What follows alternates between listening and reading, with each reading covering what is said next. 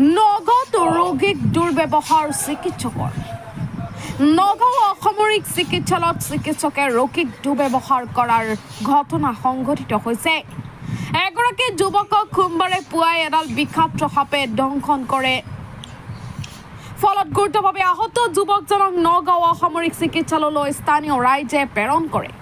উক্ত চিকিৎসালয়ত উপস্থিত হয় যুৱকজনৰ পৰিয়াল।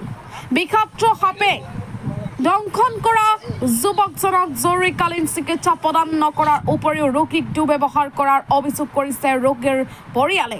ফলত পৰিয়ালে চিকিৎসালয়ত উত্তেজিত হৈ পৰে। নগাঁৱৰ পৰা মৃণাল ডেকাৰ ৰিপৰ্ট UNB নিউজ। নামটো কি? ৰামেশ্বৰ কুমাৰ দাস। কওকচোন কি হৈছে? ৰাতিপুৱা 6টা বজা 5:30 মানত সাপে কামুৰিছে। আমি ইয়াত 6:30 গাড়ী বিচাৰি গৈ আহোঁতে 6:30 বাজিছে। আহি পাইছোঁ, হেৰি এই চিষ্টাৰজনীয়ে বহুত কাজিয়া কৰিছে। হেৰি ডিউটি থকা ল'ৰা, এই বগা ঘৰৰ ল'ৰা দুটা আছিল আৰু এটা ভিতৰত শুই আছে। সিহঁত তিনিওটা আহি মোৰ লগত কাজিয়া কৰিছে বোলে আমি ডিউটি দিব নোৱাৰোঁ। অথচ আমাৰ ভণ্টিয়ে কৈছে মই চিষ্টাৰ, মই ইয়াৰ পৰা হেৰি কৰি পেলাই গৈছোঁ, এতিয়া মই চাকৰি কৰিয়ে আছোঁ।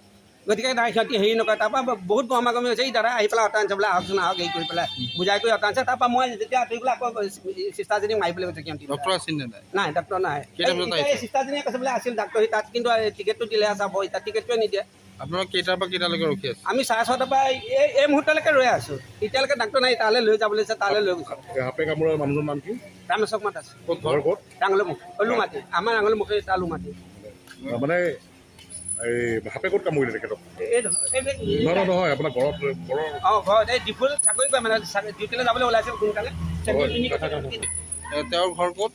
লুমাটি মানুহজনৰ? হয়। এতিয়ালৈকে আপোনালোকে ট্ৰিটমেণ্ট পোৱা নাই? নাই পোৱা। এতিয়া চিষ্টাৰ গ'ল ডিউটি এৰি থৈ গুচি গ'ল। ডিউটি চেছ নোহোৱাকৈ এতিয়া মাতি পেলাই ঘৰৰ পৰা আনিছে আমাৰ ভণ্টিয়ে। আহি পাওঁতে তাইহে আকৌ ষ্টাডি বেছি। তেওঁলোকে কি কয়? তেওঁলোকে বোলে নাই, আমি টিকেট দিব নোৱাৰোঁ, আমাৰ ডিউটি চেছ।